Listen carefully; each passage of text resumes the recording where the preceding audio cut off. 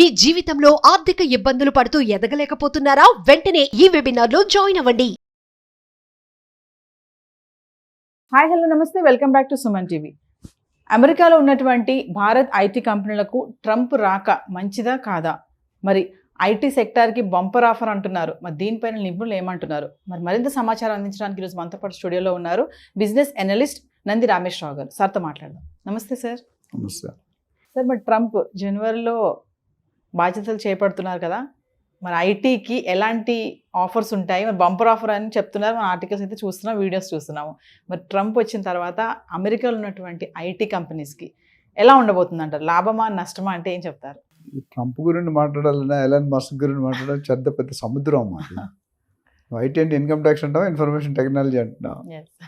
So information technology నాకు తెలిసి అంతకుముందు చెప్పాను, అమెరికాలో ఎవ్రీ 4th ఇంజనీర్ అంటే 1 2 3 4 నుండి 8 every 4th engineer in America is from India. Every 4th engineer from India is from south. Every 4th engineer from south is from Andhra Telangana.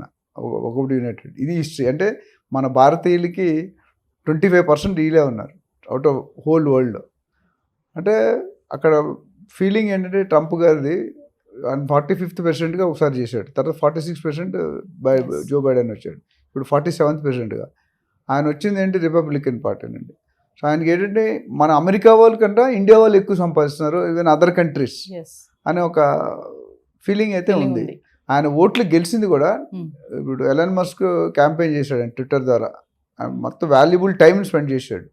దానివల్ల benefit ఏంటి, ఆయన గవర్నమెంట్లోనే పొజిషన్ వచ్చింది, డిపార్ట్మెంట్ ఆఫ్ గవర్నమెంట్ ఎఫిషియన్సీ అని పెట్టి ఆయన్ని వివేక్ రామస్వామి అడ్వైజర్గా పెట్టారు. అంటే క్యాబినెట్ లెవెల్ ర్యాంక్ అంటే అంత ఈజీ కాదు. అసలు ఏమీ లేకుంటే మామూలుగా పట్టిందల్లా దున్నేస్తాడు. ఏ ఫీల్డ్ పట్టుకుని ఆ ఫీల్డ్ ఆ పక్కనోడు ఖతం అయిపోతాడు.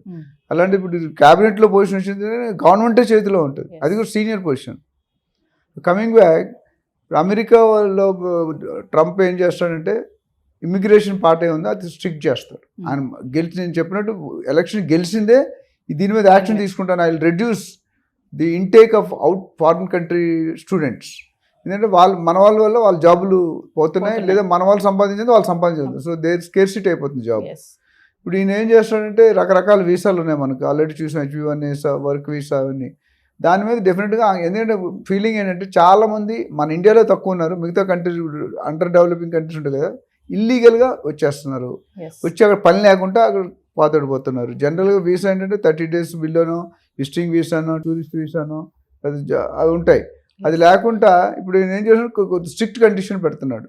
వచ్చేవాళ్ళు ఎలా వస్తున్నారు, చెకింగ్లు ఎక్కువ అవుతాయి, అంటే స్క్రూటినీ. సో దానివల్ల ఏమంటే ఇండియన్స్కి కొంతవరకు ఎఫెక్ట్ ఉంటుంది. అయితే పాతగా వెళ్ళి 20 సంవత్సరాలు సెటిల్ అయ్యి వాళ్ళకి ఏమి ఉంటుంది, ఎందుకంటే ఆల్రెడీ ఇప్పుడు మనం లాస్ట్ టైం మాట్లాడుకున్నాం. కొత్తగా ఇప్పుడు ఎవరైనా వెళ్ళి పిల్లలకి అక్కడ పుడితే వాళ్ళకి సిటిజన్షిప్ ఇవ్వని అంటున్నారు కొత్తగా. అంతకుముందు అలా కదా, అక్కడ పిల్లలకి మా ఫ్రెండ్స్ 25 years బ్యాక్ వెళ్ళారు, వాళ్ళ పిల్లలకి కూడా గ్రీన్ కార్డ్ వచ్చింది, సిటిజన్షిప్. బట్ ఇప్పుడు కొత్తది ట్రంప్ వస్తే January 20కి ప్రెసిడెంట్గా వస్తాడు. ఆల్రెడీ గెలిచినప్పుడు దగ్గర నుండి గోల్డ్ మార్కెట్ ఎఫెక్ట్ అయింది, షేర్ మార్కెట్, ఏ మార్కెట్ కూడా అన్ని మార్కెట్లు వదలడు, ఈయన అన్నింటిలో పెడతాడు. సో ఇక్కడ ప్లస్ ఇప్పుడు ఎలాన్ మస్క్ ట్విట్టర్ అడ్వర్టైజ్మెంట్ ఇంకా టోటల్ డామినేషన్ ఉంటుంది. సో ఓవరాల్ నేను ఏం చెప్తుంటే ఐటీ పాత వాళ్ళు వెళ్ళబోయే వాళ్ళకి చాలా ఇబ్బంది ఉంది. ఇప్పుడు అక్కడ ఉన్న వాళ్ళు కూడా కొంతమంది వెనక్కి రావచ్చు, ఆయన స్ట్రిక్ట్ చేసే కండిషన్స్, వెనక్కి వచ్చే అవకాశాలు చాలా పుష్కలంగా కనిపిస్తుంది. సో మనం కేర్ఫుల్గా ఉండాలి. ఎందుకంటే చాలామంది రకరకాల ఇల్లీగల్ మెథడ్స్ వెళ్ళిపోతున్నారు, ఏదో విధంగా ఎంటర్ అయిపోతున్నారు. ఎంటర్ అయ్యి అక్కడ జాబ్ లేకుంటే, చదువు లేకుండా ఉండకూడదు మీరు అక్కడ, అది ఇంపార్టెంట్. అయితే ఇంకోటి H1B వర్క్ వీసా అంటున్నాం కదా, వాళ్ళకి ఏమైనా కష్టం ఉంటుందంటారా ట్రంప్ రాక? అంటే కష్టం అంటే కరెక్ట్గా ఉన్నవాడికి ఏముంటుందండి. India has good intelligence, IQ levels బాగుంటాయి. మన ఇండియా వాళ్ళు ఎక్కువ మంది ఎందుకు ఉంటారంటే, ఇప్పుడు దేశంలో ప్రపంచంలో ఎన్నో కంట్రీస్ ఉన్నాయి, అక్కడ ఎందుకు అంటారంటే మనకున్న ఐక్యూ లెవెల్స్ చాలామందికి ఉండవు, ఇంక్లూడింగ్ అమెరికన్స్. సో మన వాళ్ళు అక్కడ బిజినెస్లు కానీ, హాస్పిటల్స్ కానీ, ఇంజనీరింగ్ ప్రొఫెసర్స్ కానీ అందరూ కూడా మన వాళ్ళు డామినేషన్ ఉన్నారు. సో వాళ్ళ మీద ఏంటంటే రైట్ క్యాండిడేట్ లోన్కి అలౌ చేయండి, ఎవరిని పడితే వాళ్ళని అలౌ చేయకండి. సో ఇంపాక్ట్ అనేది ఆయన ఎంత తీవ్రంగా ఉంటుందని చెప్పడం, బట్ డెఫినెట్గా ఇంపాక్ట్ అయితే ఉంటుంది నా ప్రకారం. వర్క్ వీసా అంటున్నారు కదా, వర్క్ వీసా అంటే ఏంటి సార్? దాంట్లో ఏమైనా టైప్స్ ఉంటాయా? వర్క్ వీసాలో టైప్స్ ఉంటాయి. మెయిన్ వర్క్ వీసా ఏంటంటే మనం జనరల్గా ఏమవుతుందంటే మనం చదువుకున్న తర్వాత నార్మల్గా చూసుకుంటే వెళ్ళగానే జాబ్ రాదు, తర్వాత ఇంటర్న్షిప్ చేయాలి, ప్రాక్టీస్ చేయాలి, దాని తర్వాత జాబ్ వస్తుంది. గంటకి $40 లెక్క ఇస్తారు. కానీ మన వాళ్ళకి ఇండియాలో ఇండియా కానీ బయట కానీ $10 కూడా యాక్సెప్ట్ చేస్తారు. ఇప్పుడు అది కూడా మారుస్తాను అంటున్నాడు. సో ఓవరాల్గా మన చదువు అయిపోగానే అక్కడ వెళ్ళగానే జాబ్ వస్తుంది, వర్క్ వీసా అంటే వర్క్ ఉంటే మీకు ప్రాబ్లం ఉండదు. అంతకుముందు అలా ఉండేది కదా. ఇప్పుడు అంటే వర్క్ వీసా లేనప్పుడు డిఫరెంట్, లేకపోతే మీరు వెళ్ళడానికి వీల్లేదు. సో అది main problem. So visa with work, already మీకు అపాయింట్మెంట్ లెటర్ ఉంది కంపెనీ, అక్కడ వెళ్ళి చాలా మంది ఏం చేస్తుంటే ఈ టూరిస్ట్ వీసా ఇట్లా వెళ్ళి అక్కడ ఉండి ఎత్తుక్కుంటారు జాబ్స్. అక్కడ కాబట్టి ఆల్రెడీ జాబ్ ఉంటేనే వెళ్తాడు, ఈజీ అన్నిటికంటే. సార్ ఇంకోటి వర్క్ వీసాలో రకాలు ఉన్నాయి కదా సార్, షార్ట్ స్టే అని ఒకటి, దీర్ఘకాలిక అని ఒకటి, EU బ్లూ కార్డ్ వీసా అనేసి, కొంచెం ఒకసారి వివరిస్తారు. అంటే ఇది ఏంటంటే షార్ట్ వీసా అంటే చాలా మంది సెమినార్స్ కానీ వర్క్ షాప్స్ కానీ సింపుల్గా 2 days 3 days బిలో 10-15 days లేదా బిలో 1 month వాళ్ళకి షార్ట్ టర్మ్ అంటే షార్ట్ స్టేయింగ్. విజిటింగ్ వీసాకి అయితే 6 నెలలు అంత టైం ఉంటుంది. దీనికి షార్ట్ అంటే వెరీ రిస్ట్రిక్టెడ్ టైం. దీర్ఘకాలిక లాంగ్ టర్మ్ అంటే at least up to 1 year 90 days. అంటే కొన్ని కంట్రీకి కొన్ని రూల్స్ ఉంటాయి, ప్రతి కంట్రీకి. ఆ 1 year లోపు వెళ్తే మీకు లాంగ్ టర్మ్ వీసా. అదే EU బ్లూ అన్నారు కదా, దానికి ఏంటంటే మోర్ దెన్ 1 year. అంటే టాలెంట్ ఉన్న వాళ్ళు కూడా ఉంటుంది. ఎందుకంటే టాలెంట్ లేని వాళ్ళు తీసుకోరు. They don't want white elephants. White elephant అంటే పని పట్టు చేయలేడు.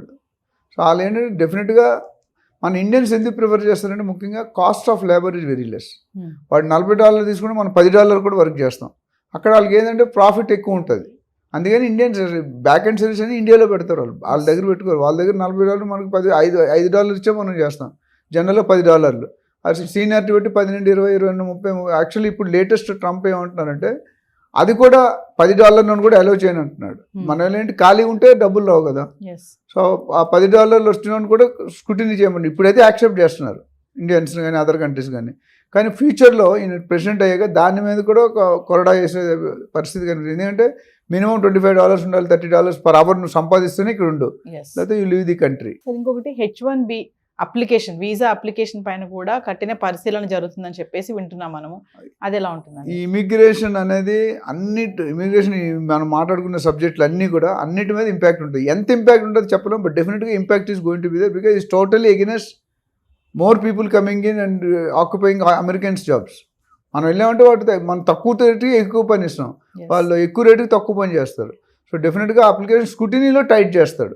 ఇంతకుముందు అంత లిబరలైజేషన్ ఉండదు.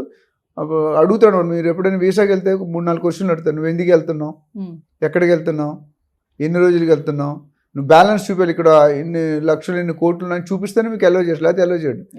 నేను ఒకసారి ఢిల్లీలో ఉన్నాడు, కంపెనీ జర్మనీకి వెళ్దామని వీసా పెట్టాం. మా బాస్ అప్పుడు 100 సార్లు వెళ్ళి వచ్చాడు జర్మనీ. నేను ఫస్ట్ టైం ఇద్దరికి వేసాడు, ఆయనకి రాలేదు, నాకు వచ్చింది. అంటే వాడు ఎక్కడ డౌట్ ఉన్నా మీరు చెప్పే ఆన్సర్ విధానం బట్టి పట్టేస్తాడు చెక్కింగ్లో. ఓవరాల్గా నేను చెప్పాలంటే ట్రంప్ వల్ల మనకి కొద్దిగా డ్యామేజ్ జరిగే అవకాశమే ఎక్కువ కనిపిస్తుంది.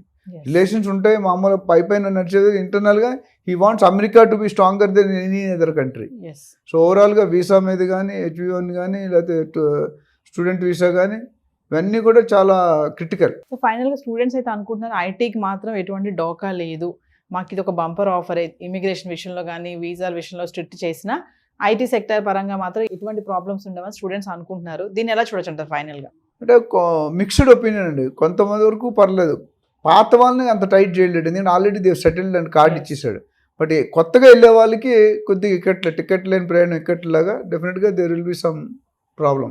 అంటే కొద్ది స్ట్రిక్ట్నెస్ వల్ల కొంత స్కూటీని ఎక్కువైతే కొంతమంది వెళ్ళిపోవచ్చు బయటికి. ఉన్న వాళ్ళని పంపిస్తూ లేటెస్ట్గా 1-2-3 years ఉన్న ఇబ్బందే, ఆల్రెడీ 10-20 years ఉన్న వాళ్ళకి ఇబ్బంది ఏమి లేదు. బట్ కొత్తగా వెళ్ళే వాళ్ళు మాత్రం ఆంక్షలు చాలా కఠినంగా ఉంటాయి, దాన్ని ఫాలో చేస్తారు. ఫాలో చేసినట్టు అంత సెట్ అయితే చాలామంది ఏం చేస్తారంటే ఇల్లీగల్గా రకరకాల వేస్ ఉన్నాయి, ఎలాగోలా దూరేద్దామని వెళ్తారు. ఆ దూరం వెళ్ళినప్పుడు ఇబ్బంది అవుతుంది అనమాట. సో అలాంటివి కఠినంగా స్క్రూటినీ చేసి ఎలిజిబుల్ అయితేనే పంపిస్తారు. Thank you sir.